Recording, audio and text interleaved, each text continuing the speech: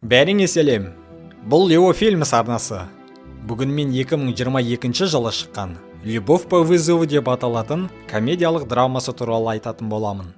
Кто был самым старым в твоей работе? 82. 82? Да. Фильм Нэнси Стокс есімді бұрынғы мұғалімді көрсетумен басталады. Ол чемоданымен қонақ үй бөлмесіне кіреді. Әйелдің қатты қобалжығаны байқалады.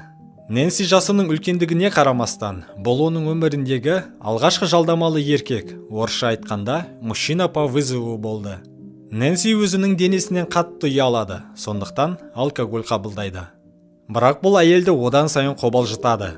Кейінірек әйел есік қаққан дауысты естиді. Бұл оның тапсырыс берген жігіті еді.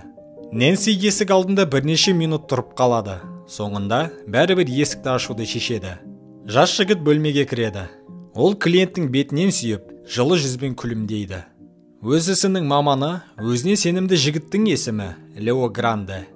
Нэнси жақсы әңгімелесуге тырысады, бірақ сенімсіздігіне байланысты қолынан келмейді. Жігіт уақыттарын жақсы өткізетіндеріне уәде береді. Әйел Леоның тәжірибесі бар екенін және жағдайды реттей алатынын түсінеді.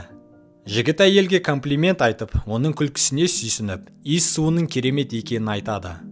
Лео бастаманы толығымен өз қолына алады.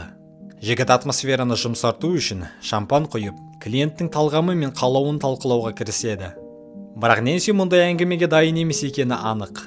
Әйел Леодан осы бірнеше сағат үшін оның шотына ақша түскен түспегенін сұрайды.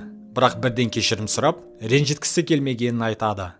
Жігіт бұл оның жұмысы және ұялатын ештеңе жоқ деп жауап береді. Ол әйелдерге қуаныш сыйлауды шын жүректен жақсы көреді.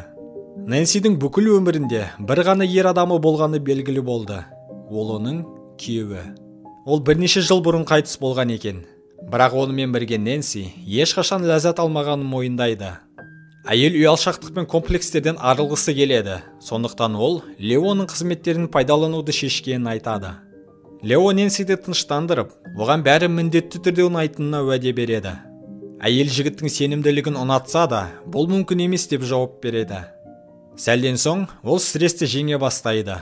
Нэнси тезірек іске кірісіп, оны аяқтап, демалғысы келетінін айтады. Жігіт бұл сөздерге қатты таң қалады. Лео бұны қандайды бір сынақ деп қабылдамауын түсіндіреді. Жігіт әйелге босаңсып, бұл кездесуден ләззат алу керектігін айтады. Бірақ жауап ретінде тек күмәнді естиді. Нэнси бұл ұят қадамға барудың қажеті бар ма деп ойлайды. Өйткені ол өмір бойы отбасының қамқоршысы және жақсы мұғалім болған. Әйел өз орнында тұра алмайды. Ол қобалжып, ары-бері жүріп, үнемі өз ойын өзгертеді. Ал Лео болса, мұны жымиып бақылайды. Біраз уақыттан кейін ол клиенттің қалауында тұрған ештеңе жоқ екеніне сендіре алады. Нэнси өзінің денесінен қатты ұялады және жігіт таблетка қабылдаса, ешбір жағдайда ренжімейтінін түсіндіреді. Бірақ Лео барлығы дұрыс және оның сүйкімді екенін жеткізеді. Әйелді тыныштандыру үшін жігіт оның Нэнсиден де үлкен клиенттері болғанын айтады. Енді қызық басталайын деп жатқанда, Нэнси киімін ауыстыратынын айтып, жуынатын бөлмеге кетіп қалады. Нэнси шешім қабылдап жатқанда, Лео оның келуіне дайындалады. Біраз уақыттан кейін жігіт Нэнсидің киімінің бағасын тауып алады. Әйел одан сайын уайымдап, одан ақшаны қайтаруды талап етпейтінін айтып, кетуін сұрайды. Бірақ Лео оңайлықпен кете салғысы келмейді. Оның қылығынан Нэнсидің сенімсіздігі жігітке ұнайтыны көрініп тұр. Леоның бүгінгі мақсаты өз жұмысын атқару. Жігіт әйелдің күйеуі қайтыс болғаннан кейін Нэнсидің жүрегіне көптеген үміткерлер бар екеніне сенімді. Әйел оны қарттар қызықтырмайтынын ашып айтады. Ол бір жылдан бері жас жігітпен уақыт өткізгісі келгенін мойындайды. Сонда Лео мүмкіндік болып тұрған кезде оны пайдалану керек деп жауап береді. Жігіт әйелді жанына жатуға көндіреді. Сырт жақтан Лео Нэнсиге ессіз ғашық екені көрініп тұр. Ол ақылды, әдемі және әйел ол туралы көбірек білгісі келеді. Лео амалсыздан отбасы туралы айтады. Анасы ұлының зауытта жұмыс істейтініне сенімді. Жауап ретінде Нэнси өзінің ересек балалары және олардың кездестіретін проблемалары туралы айтып бастайды. Бірақ бұл кезде Лео отбасы тақырыбын өзгертуге тырысады және қайтадан оның қиялдары туралы сұрайды. Ол өмірінде күйеуімен төсекте көп нәрсені сынап көргісі келгенін айтады. Бірақ ол мұны өзі үшін де, ол үшін де қорлау деп санады. Сондықтан 30 жыл қатарынан олардың төсек өмірінде ештеңе өзгерген жоқ. Ол бәрін сынап көргісі келеді, бірақ үрейін жеңе алмайды. Кейінірек Лео кенеттен оның кезекті әңгімесін сүйіп, үзеді және ақыры дегенде іске кіріседі. Бірнеше күннен кейін Нэнси қайтадан Леоның қызметтеріне тапсырыс береді. Ол жаңа орта алаңдатпау үшін сол нөмірді қайтадан жалға алғанын түсіндіреді.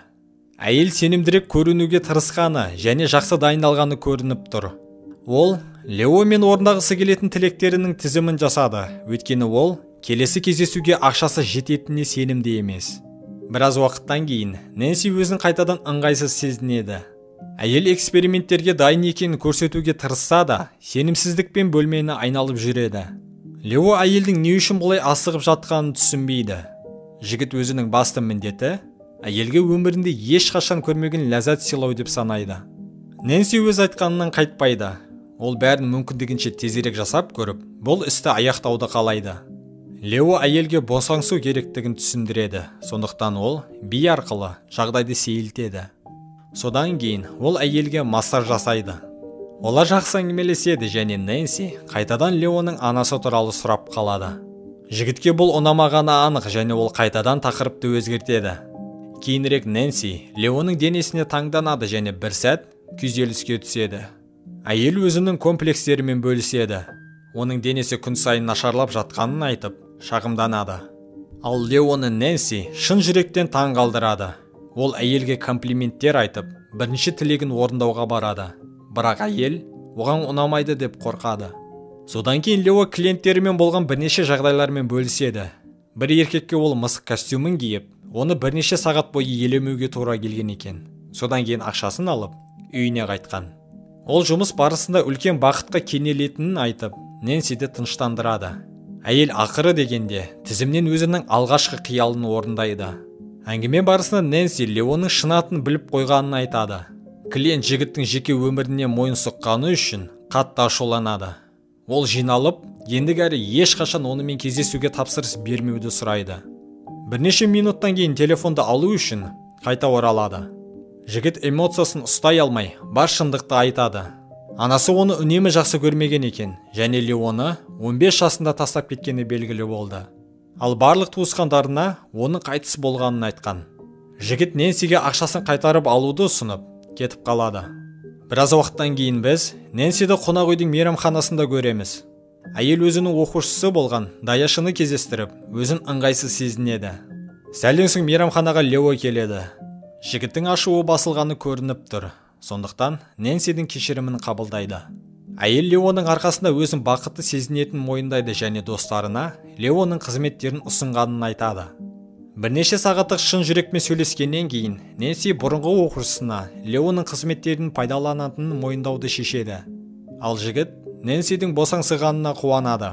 Олар нөмірге барады және бұл жолы сөзсіз дереу іске кіріседі.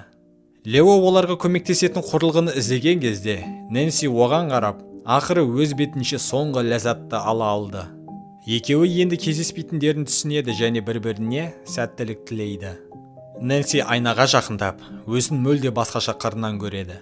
Достар, видеоны қарағандарың үшін үлкен рахмет. Бұл фильм туралы ойларыңызды комментарийге жазып, арнаға тіркелуді ұмытпаңыздар.